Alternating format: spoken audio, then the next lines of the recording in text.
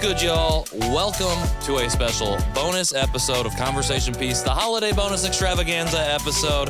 This is the podcast about the missing pieces of the conversations we're having right here in Indianapolis. And today we are doing something a little bit different. My name is Patrick Armstrong. I am your host, and we are going to be announcing your top 3 episodes of the year as voted by you, the audience. And we're going to talk a little bit about what 2024 has meant for the show. We're also going to talk a little bit about what you can expect in 2025. And I have this written out and I'm reading it not in order. But first, for an episode like this, I can't do it alone. I keep saying we. It is not just I. It is we.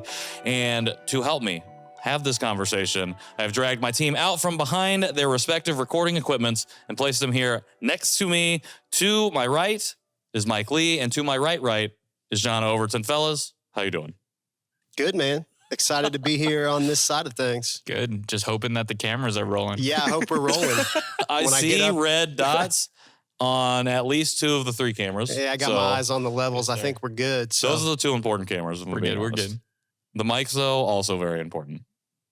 I have done 1 episode with, I had my first conversation with Skip, we recorded before I was working with you 2. We did the whole thing about 45 minutes of the way through. I looked down and I was like, I don't think that's recording. And come to find out, it did not record. And it was probably the most embarrassed I'd ever felt doing anything professionally. Ever. Yeah. And because it was such a good conversation. And then I was like, I have to ask this dude to do this again. And I was really on the fence about doing that. And I did. And luckily he said yes. And he came to my house and we got it.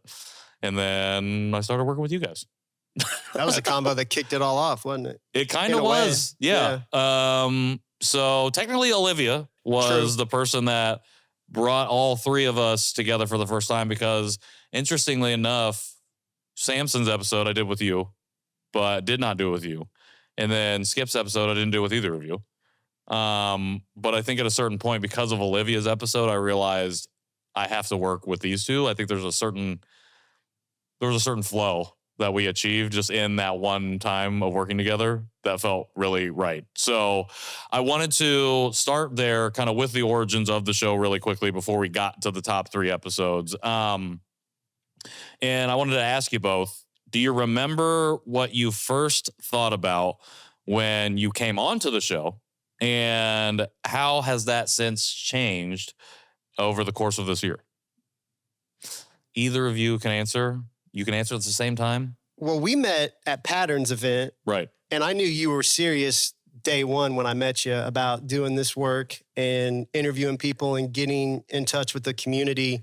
So when you brought Olivia into the studio, it was no different. And you killed that interview. Olivia killed her portion of it. And I was just excited to be a part of it at that time. And I think it's just continued to grow from there. And I feel the same way I felt then now. And it's just been a ride, you know, to talk to all these people in the city and kind of connect the dots between people who want to do the same things that are in our, right next door to us. So for sure. Just feel honored to be a part of it, man. Yeah, likewise. I feel, we met through Samson because you saw my stuff on Samson's page, and then you hit me up and we met at, I believe, Parlor House, which seems like a long time ago. It does seem like a very long time ago. And, we were trying to work on another project and you're like, oh, why don't we just try it out at this podcast and just trying to raise the bar as high as we can. And I feel like since then we've had different evolutions of the show.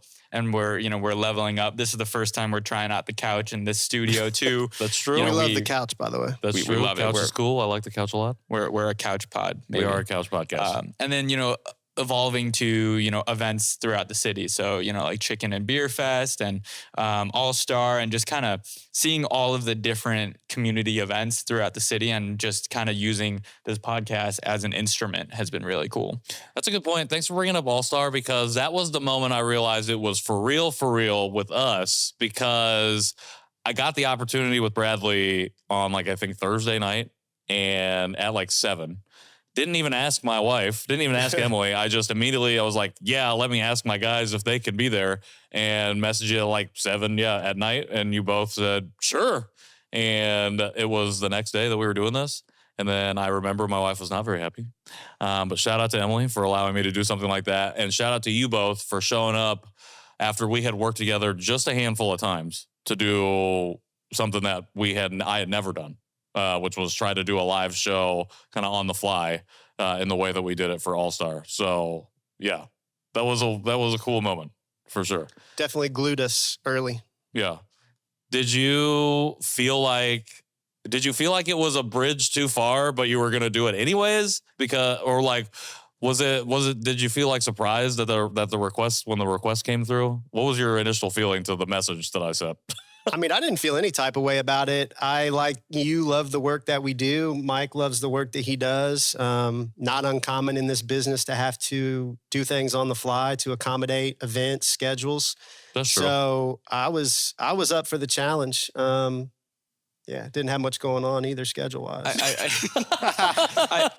I mean, I feel like I mentioned it before, using this podcast as an instrument to meet new people or to experience events like you normally wouldn't. And also, I normally don't like, I mean, I guess like you are like a client. I normally don't like clients calling me past 5 p.m. Sure. And so when you're like, hey, like, do you have time for a quick chat? You know, but that mutual respect and understanding of each other's time was already baked in. And so that's why I was taking it, because I was like, okay, Patrick's not just a normal, client, or, he's not going to ask something that, it's not going to be an annoying call. Like, this is going to be something fun. And I normally don't do podcasts. Like, this is the main podcast and the most consistent too. And I'm like, well, like, I only do Patrick's podcast and that's it. So, just got to do 110%. Yeah. Well, that's the thing is, like, now that you said that, I'm remembering, like, even Olivia's episode we recorded at like 6 or something. It was a nighttime thing, after hours recording. And that is something I try to be respectful of, is the time, especially both of your times. And I feel like it's real early on, I was just like, hey, are you available? But especially Mike and I forged the friendship because we struggled to leave All Star that night because we went to 2 different parking garages and there's no signal in the Circle Center parking garages. And that was just hilarious. I just remember talking to Emily. I'm like, yeah, I can't find him. I'm like, I'm driving around. I don't know where he is. Hopefully I'll be home. And being stuck in traffic for the next 45 minutes afterwards, because it was a snow fest. It was a blizzard outside and no one was moving on Illinois. That's true. Yeah, that is very true. That February was the trial by fire for us. And I feel like we were forged in those moments to doing what we do now. Absolutely. Something for each of you that you got out of the show that you didn't expect this year? I mean, I think for me in this line of work with podcasting, I say this about podcasting all the time as an audio engineer. When you're making an album or doing music with people, you're with the same group, give or take, for a year, 2 years until that album's complete. With podcasting, the networking is exponential. Every guest that walks in the door, completely different walk of life give or take. And you always just learn about new people that you never knew about.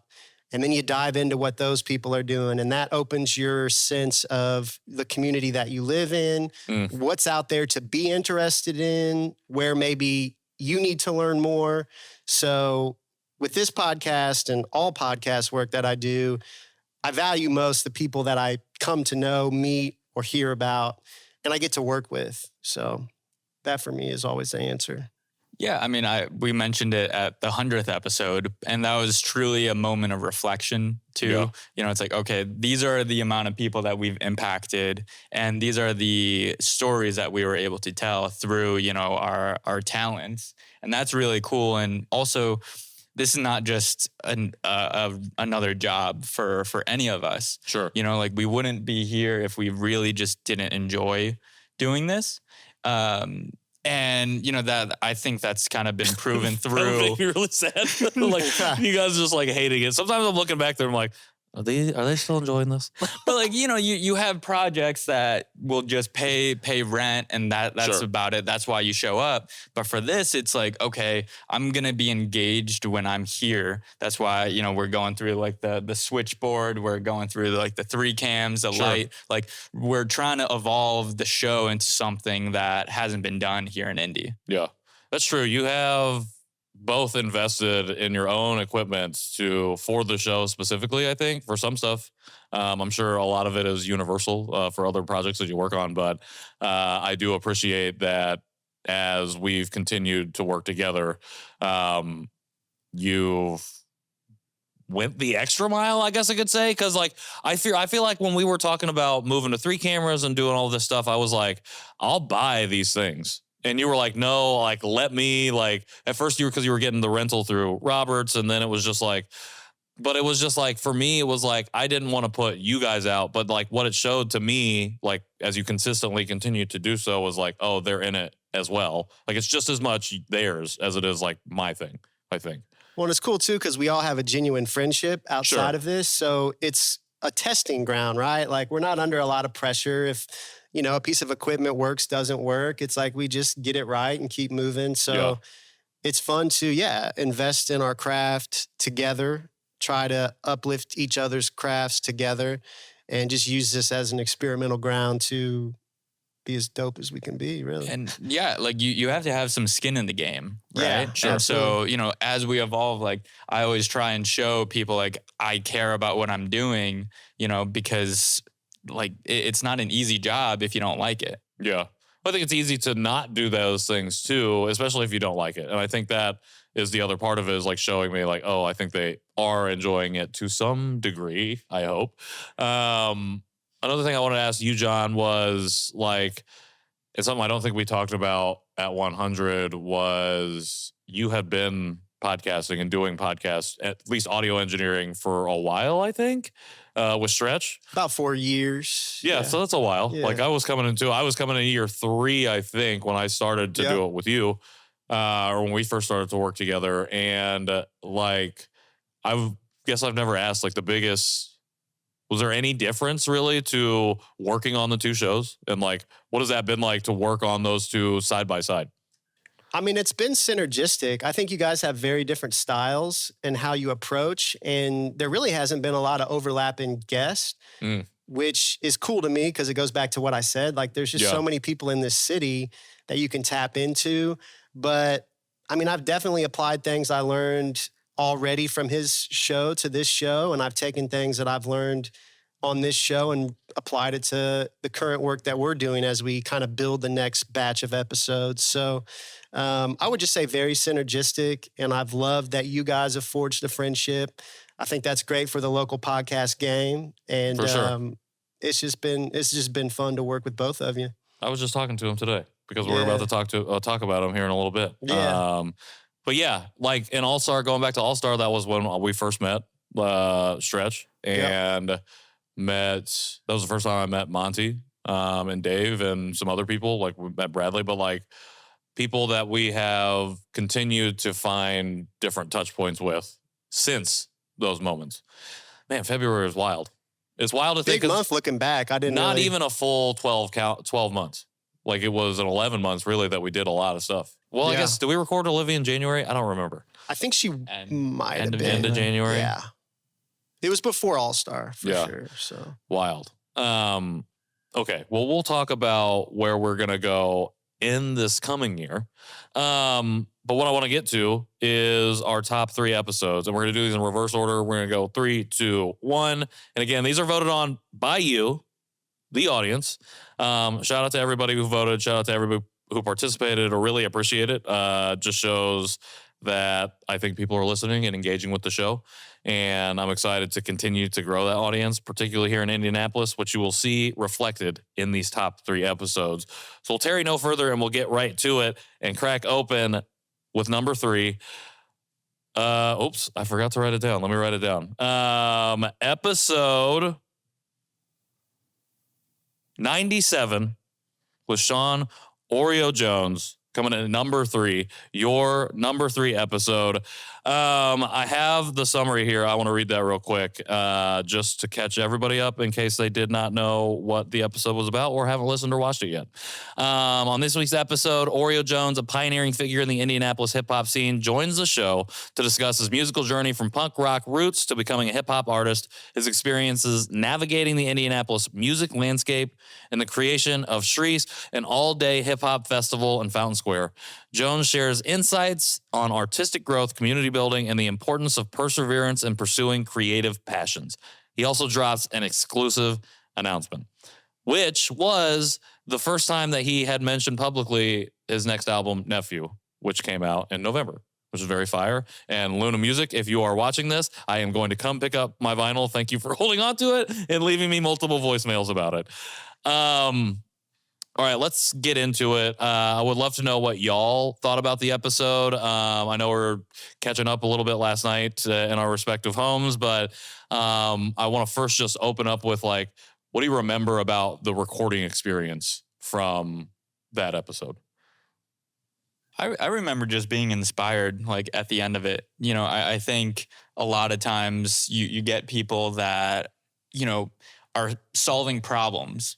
And I think Oreo really just solved the problem in the indie scene. He's like, well, there's nothing like Shreese. Like, okay, I'm going to make it. And how am I going to make it? And then I was really interested in just kind of the logistics and, you know, what it had, like what it took to be there.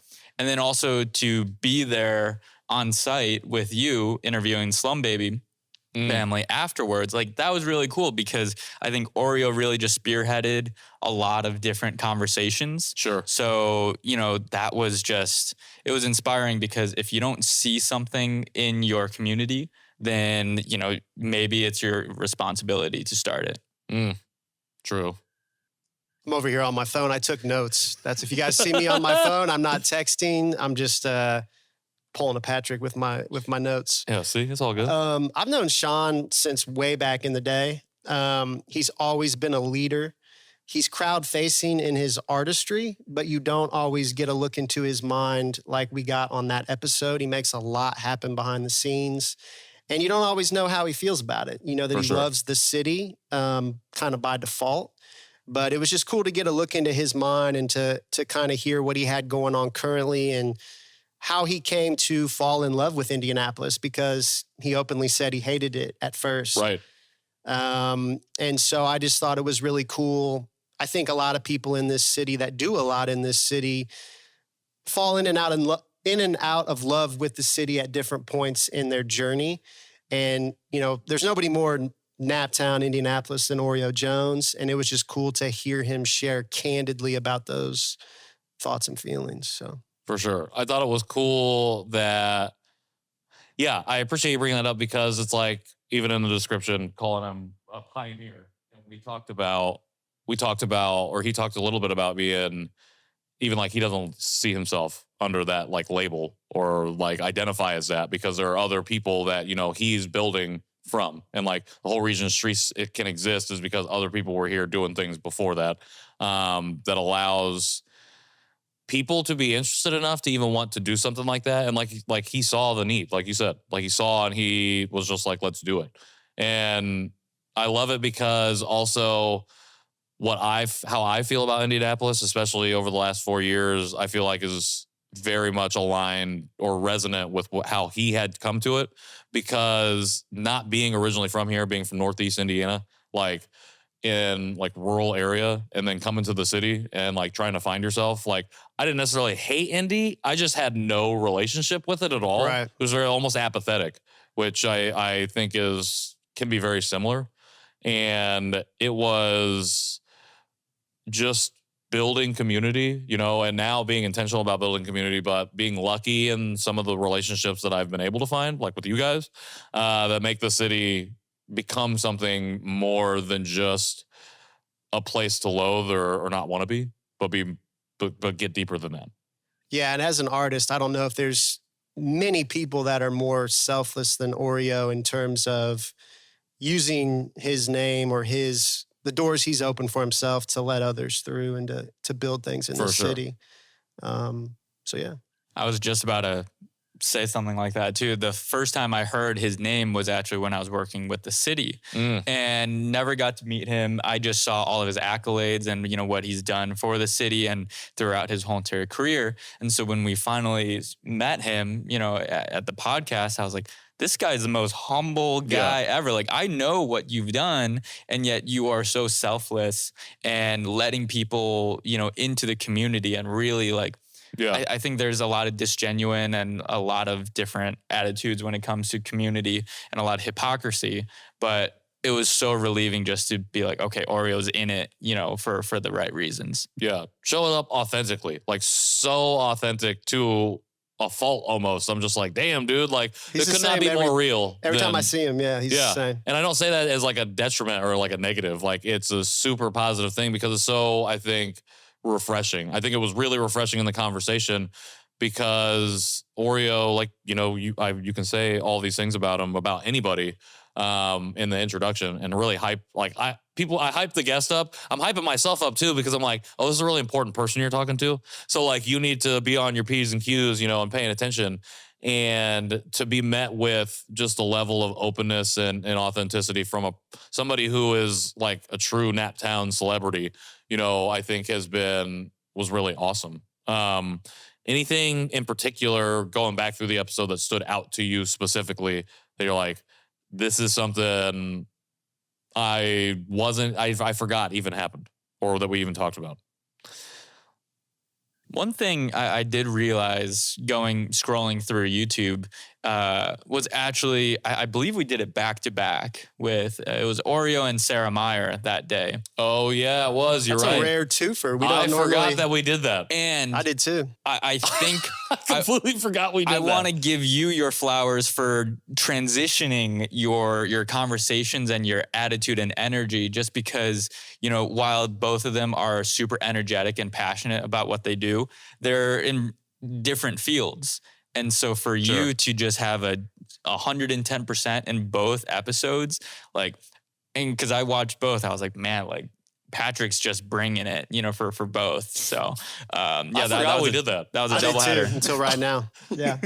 Yeah. We haven't done two in ones. It's efficient, but it takes extra. Is that the only time? Maybe. Yeah. Might be. Until today. Until today. That's true. That's true. John, anything that stood out to you on second listen or watch? Nothing other than kind of what I've said. I think it's just him not liking the city at first was kind of my main takeaway. But yeah, I just, I think it was cool that we got the album info. Yeah. That was kind of an exclusive, and I love when that happens on the show. So, yeah. We don't have to do too many exclusive things, but it is fun. I feel honored when he had people just are gotten like, his head tat too. What? He had just gotten his head tat. Too. Oh yeah, that was dope. That's true. So well, and to squeeze us in right before Streets, I think was really like generous of him to do with his time, and then to welcome us to the festival and like give us the media access and to be able to interview there, but then also so I could just run around and capture really high quality, not up to standard quality footage for myself, trying to interview people with my DJI mic and not doing a very good job. But it was just really awesome. And I think the thing that I continue to think about is seeing him behind the scenes, watching and vibing out as a fan, and then running to put the next fire out. Because we kept just passing each other, and he would always be like, how are you doing? Are you doing all right? And then like checking on me when he was clearly like dealing with some situations. Yeah. Yes, busy. And so I think a mark of a good leader, I think is what you mentioned earlier, is just like the ability to be present for other people in spite of what might be going on in your own situation. So real dude, I think that's one of the reasons this is one of the top 3 episodes. 97, it's kind of a little bit ago now. Well, when was that? November, October? I think October sometime. Well, Treese was in August. So yeah. So a minute. So it's been a minute, but I think that's one of the reasons is like that is somebody who has done a lot in the city and somebody who has left an impression on a lot of people. So shout out to everybody who showed up and who liked that episode and voted for that episode. That's your number 3, episode 97, Oreo Jones. Let's get to number 2, episode number 2. You guys already know. I was like, do you want to take some guesses? But you already know. You already know what the episode is. So episode number 2, as voted by you, your number 2 episode for 2024, episode 80, Anthony Murdoch II. Personally, I hate to say my favorite conversation, but maybe the most impactful in terms of like affirming what we were doing on the show. All right, I want to read the synopsis real quick, and then we will break it down. On this week's episode, the one and only Anthony Murdoch joins the show to talk about the journey of finding wholeness within ourselves. Murdoch talks about resisting whiteness through discovering identity, the way language helps us give life to our experiences, and how liberation is at the root of all of our stories. He also shares how the lives of folks like Asada Shakur and Dr. James Cone inform his work and why systems can only be dismantled with other systems. I think Murdoch is probably this particular episode, most referenced episode in conversation on the show, rivaling maybe only Samson in terms of name drops on the show. I've talked about it a lot, even just off air and even through my own social media about the impact this person specifically has had on my life, but also on the work that we do here. And yeah, it's no surprise to me that this was up here. I was kind of surprised it wasn't number one, but I kind of also understand why number one is what it is. And I'm not mad about it either, but what y'all's thoughts going through it again, and also like memories, things that you remember from that conversation. Yeah, Murdoch was an individual I didn't know existed. And so when he came in, I was immediately taken aback by his demeanor, his, knowledge. And I immediately felt way less educated than I should be, you know? And it called me internally to Google some of the names he was dropping, to think more about these concepts that he was speaking on. And it was just an impactful conversation for me in that way. And there's something else I'll touch on, but I'll let Mike. Yeah, I remembered him saying it then, and I remember it now when he said they didn't think that he was talking about law school. It's like they didn't think that I could, pass the bar or like reach the bar. So like I raised the bar. I'm like that. Oh my gosh! Like who just says that? And like that's only Murdoch. The man is lyrical, if nothing else. Exactly. And I mentioned it last night as we were all doing our research. Like you match the guests' energy so well, and you kind of open up the guests and kind of unravel their stories so authentically, and you just see both of your energies just kind of like increasing as the episode goes up, because you showed Murdoch how much you cared about his story and what he's passionate about. So then he opened up and started, talking about what he's passionate about even more. Yeah. And so I just thought that was like incredibly special. Yeah, one of the things that sticks out to me from like a visual perspective is like his shift in like, because he's like he's like kind of like sitting like this. Closed. Yeah, a little closed, and he does open up. And I'll also say the most affirmed I've ever been, most affirmation I've ever received from a guest in the episode. And I've come to find out as we've gotten to know each other since then, that's just who he is. Like as you speak to him, he's like, he makes you feel really good. And then sometimes to my detriment, because I'm like, oh, I got to keep going. I'm like, now I got to say this. And then I'm like, what am I doing? But that's the thing. I mean, the affirmation I thought was really incredible, because I'm just like, that's not something you see every day. And then, just that change, that opening up, and which I think really let me know, okay, something we're doing here is right. Like it feels right. For sure. And just before the conversation happened, I mean, you were most, I think, not nervous, but just excited and anticipating that convo. It was very important to you. Yeah. And you were honored to be able to have it. But what I was going to comment on, obviously he talked a lot about personal accountability in that interview. You came from therapy. Yeah. We now know he came from a breakup. I was going to ask this question. So I think, the energy was A1 as you guys got comfortable with each other. And I love the way I feel like you guys were having a therapy session kind of in real time. He was working through, obviously, something he had just went through, greeted, by somebody who had done their research, which got the best out of him and made him open up more. But the energy of that combo was just A1. And that's why it's one of my favorites. I mean, I was going to ask, like, with you coming from therapy and him coming like post breakup, do you think that it was like, I don't know, just like fueled the conversation even further? Well, I do think that when I enter the studio, I am generally influenced by very recent events or what's going on that day. So like if I try not to have something before a recording session. But sometimes like that day, I'm not sure why. Well, we were doing like later afternoon recordings. Yeah. I don't know what the show was for a long time, what we were doing, but Scheduling.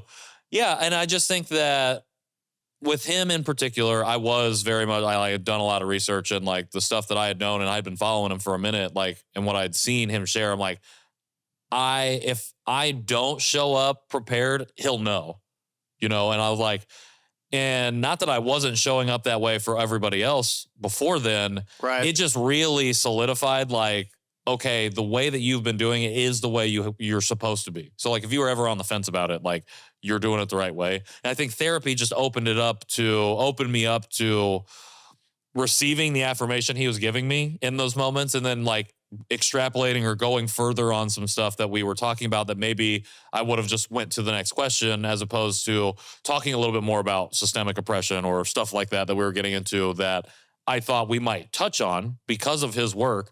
But the way the conversation and the way we just organically got into it, I think was a product of what he was going through in those moments, but also like me having come from therapy.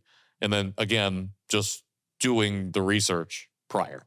Yeah, I think it was a master class on how to research your guests. So well, it helps when they have a TED Talk, and it helps Right. it's on Yeah, there's YouTube material and out that you there, watch but- it bleeding in. That's the other thing. I don't always do that. And just for whatever reason, I felt like I just needed to continue to hear his words in my brain. And then I was able to just call back on some of that stuff. But again, also because I had listened to Corey's album For Naptown to the World, and he's on a couple of those tracks, he EP'd it. And it's like just, yeah, having done the research, I guess it was just easy to be able to draw those connections in real time. And I don't know, just, yeah, feeling really affirmed in like the way that we go about doing the show. Also, it wasn't like you had a whole lot of time to process what he was saying too. Like you were quick and he was quick too. Sure. And so the conversation was so rapid and you were just pulling these quotes and these, segments of his talks or a book or, anything so fast. And that was so impressive. And it's not like, you had it on your notes, necessarily, but it was based on the conversation. So it really just showed that you knew your stuff, like the back of your hand. Well, it shows that he does impactful things, and people do impactful stuff. And that's generally how I recall things, when I'm doing an episode, is just because that's something that I probably saw offhand at a random other time. And now I'm just calling on it at that moment. I think he's the most mentioned by other guests too. Just not that we bring him up, but they'll just mention his name as we're setting up the cameras or setting up the mics. I'm doing this with Murdoch or, Murdoch, right? And it just speaks to how impactful he has been in the community. I know some of his clips were the first forays into the show for some people. So yeah.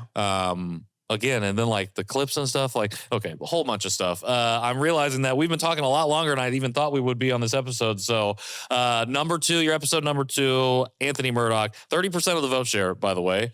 So shout out to y'all. Shout out to Murdoch. Appreciate you. All right. Number 1, we're going to break it open with a whopping 64% of the vote. Number 1, Dwayne Talley, AKA Stretch. Episode 104. I think, I'll read the synopsis real quick and then we'll get into it. On this week's episode, Dwayne Talley, known universally as Stretch, joins the show to share his journey from Los Angeles to Indianapolis, where he discovered his passion for building authentic connections across cultural and racial divides. A near-fatal motorcycle accident in 2019 became the catalyst for launching the Follow D-Money podcast and finding his true purpose in community building. Through vulnerable storytelling and intentional relationship building, Stretch demonstrates how showing up for others and fostering genuine connections can transform both individual lives and entire communities. 2 reasons I think this one was number 1. The first reason is this was a super fantastic conversation. I thought that he shared a lot that I feel like I hadn't heard him share on his show, or in other interviews that I had come across, in depth. Also, 3 things. The second one is I think he said some real nice stuff about John. And I think that moment of vulnerability is like one of the reasons I like that segment is because it allows sometimes for people to get open a little bit in ways that I don't think that they're ready for because I don't prompt them to before the show. And then 3, I think recency bias. I think a lot of new listeners came on with him when his episode came out, and I think they all showed up to vote, which is, or he ended up on a lot of people's ballots. I think it was a lot of people that liked him specifically, and also the rest of like because that conversation was so good. A lot of other people, listeners who have been here, were like, "We like that one too." Like that's why he showed up on so many ballots. What do y'all think about the episode? Same question as 3 and 2. I mean, it was a great episode. I think for me, knowing Stretch so well and having gotten to know you so well, I've always wanted Stretch to have an opportunity to be interviewed by a good interviewer. Oh, to bring his story out of him in the way that you did. And, you know, so many guests come on the Follow D Money podcast and they're like, I want to interview you. Let me ask you some questions.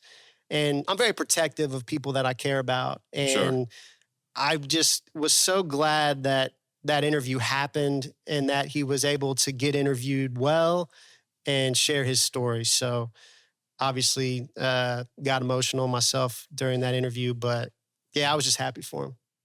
I mean, bouncing off of what John said, it's not every day where a podcaster gets asked questions or, you know, reveals things from his story that, you know, he already hasn't shared.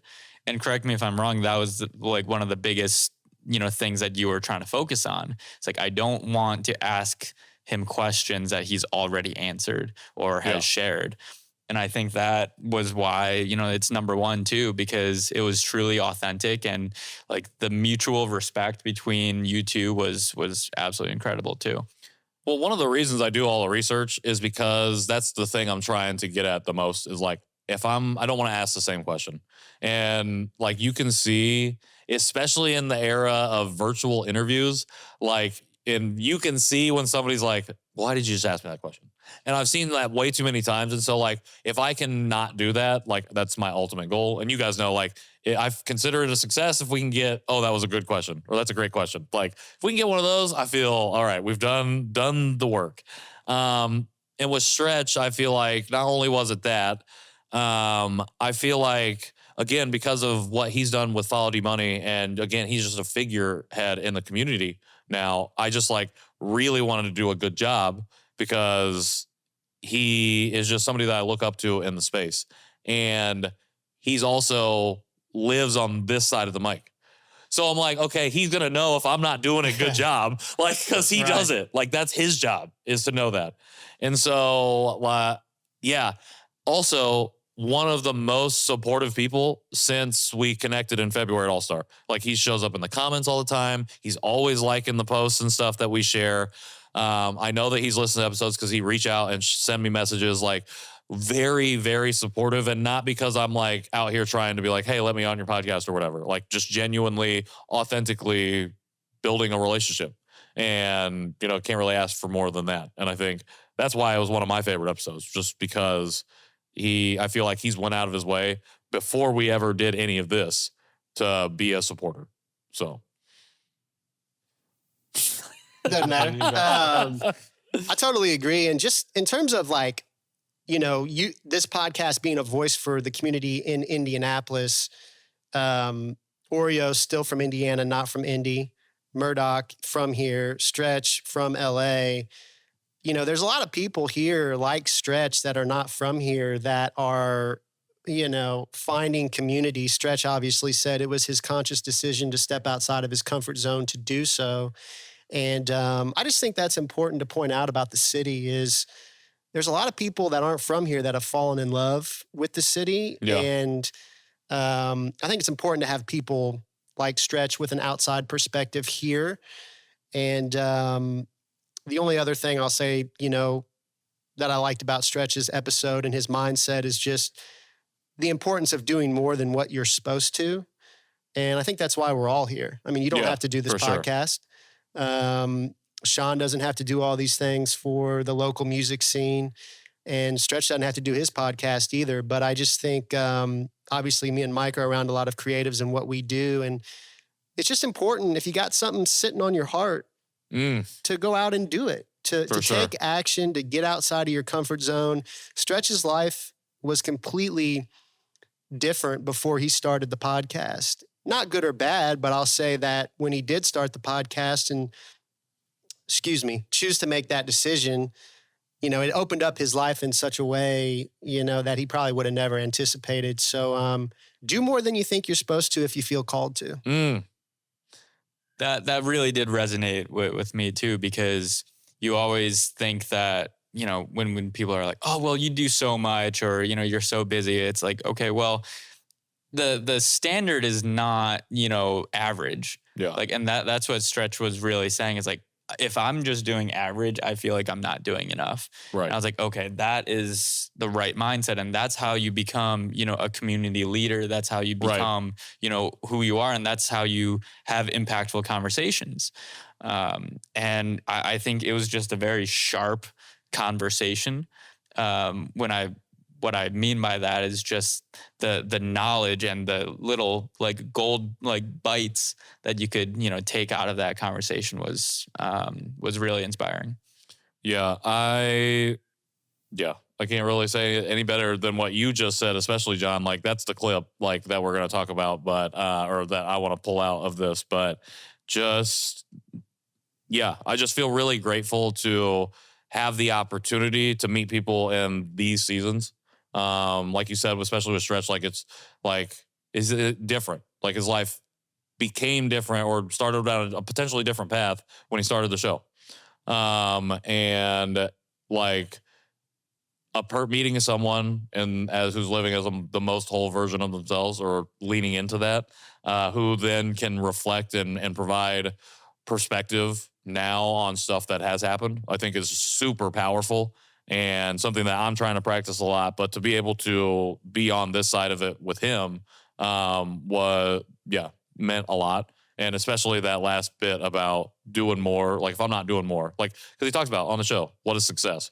Like for him, like if I'm not doing more than I'm supposed to, I'm not doing enough, or I'm not reaching that level of success.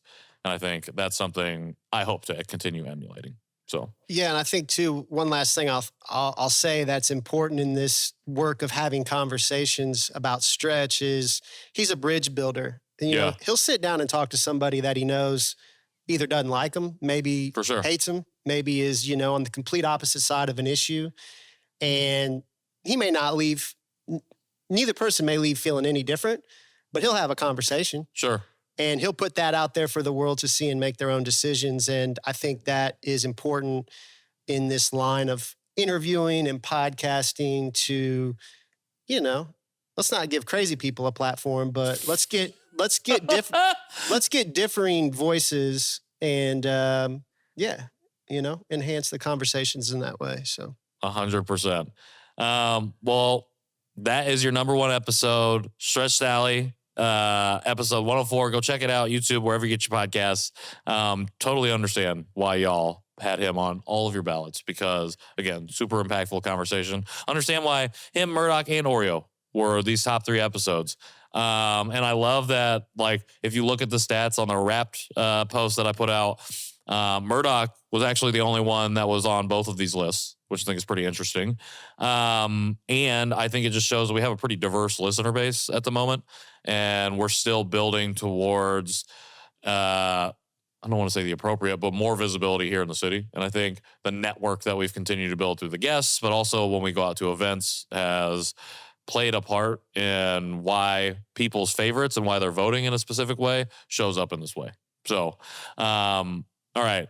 We are going to wrap up this holiday episode because our guest that we're going to record with after this is already here. So I need to get outside of this. But I got a couple more questions before we do that. And so we're going to close it out. Thing that you were most happy to see change in your life in 2024? Just in general? Just in general. In 2024... I mean, I think for me, just continued professional growth.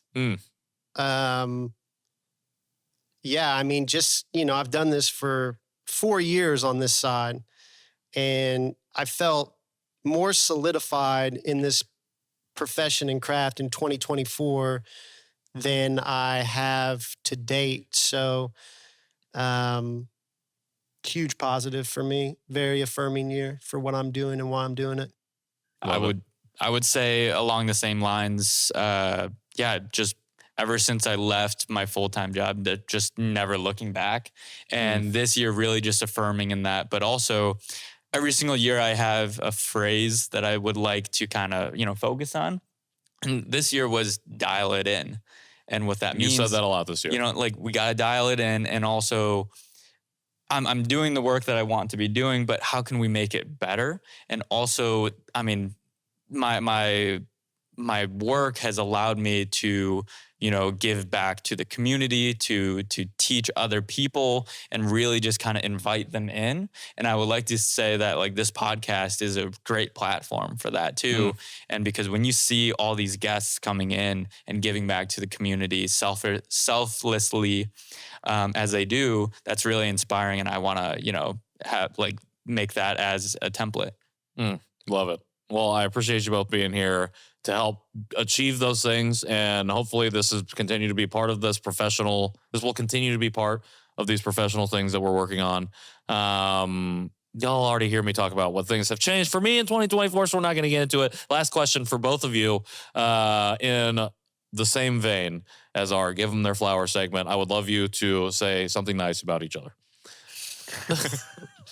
I can go. Do you want to go? I could go. I could go. Dude, I have plenty of things, but there are so many different creators and like artists, and every single time that you walk into a room, it's just immediately just like calmness and just very tranquil. I agree. But it's also, hey, we need to get this done. So it's not just that you're lackadaisical, but you're so focused and so keen on what you do, which allows me to focus on what I need to do. I appreciate you saying that. It's been a joy to work with Mike, to meet and get to know Mike. He's very detail oriented. He's very ambitious to improve at his craft and to do things the right way. And I've worked with videographers throughout this journey that I've described, and it's just seamless with Mike. And I really appreciate that I can bounce ideas off of him. I really appreciate just how easy it is to work with you. And as I get to know you more as a person and support things that you're into, like you're running and different things like that, man, it's just good to have made a friend in you, man. So appreciate it.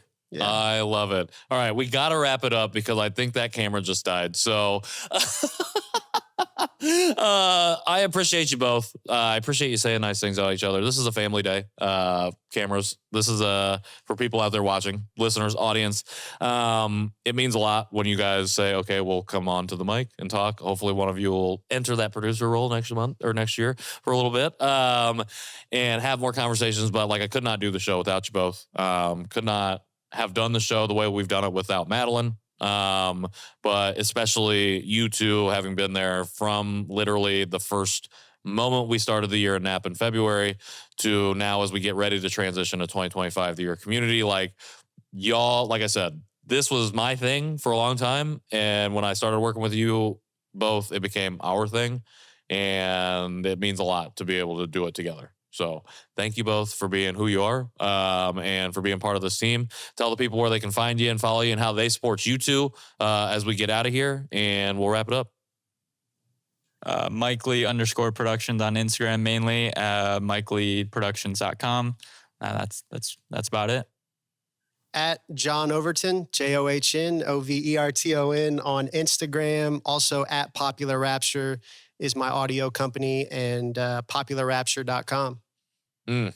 Go get them, hire them, do all the stuff that you need to do. All these 2025 episodes sound really good because of John. There's a lot of Easter eggs that are probably hidden in these episodes. They look good too. And they look great as well. Shout out the light. We'll see you in 2025 though. That's a wrap on 2024. We have some incredible episodes coming out. You can check our Instagram out for those first four. January 7th. first episode of 2025. That's the year community. We got merch up in the merch store right now. I think it's pre-orders. It might be regular orders. I'm not 100% sure. ConversationPeacePod.com to check that out. At Conversation Peace Pod on all the social media platforms, YouTube, and anywhere you get your podcasts on Tuesdays, every Tuesday. We also have a really fun new initiative that we're rolling out, the Open Door Sessions, every third Thursday starting in January. Check the link in our bio to learn more about that. And other than that, that's all we have. So that's a wrap on 2024. Thank you all for being here and for being a part of the show. Listeners, watchers, audience, sponsors, partners, whoever you have been, whatever your tangential relationship to the show might be, I appreciate you. Can't wait to continue growing in 2025, and stay tuned for more. Mike Lee, John Overton, Patrick Armstrong, this has been Conversation Piece, and we'll see y'all soon.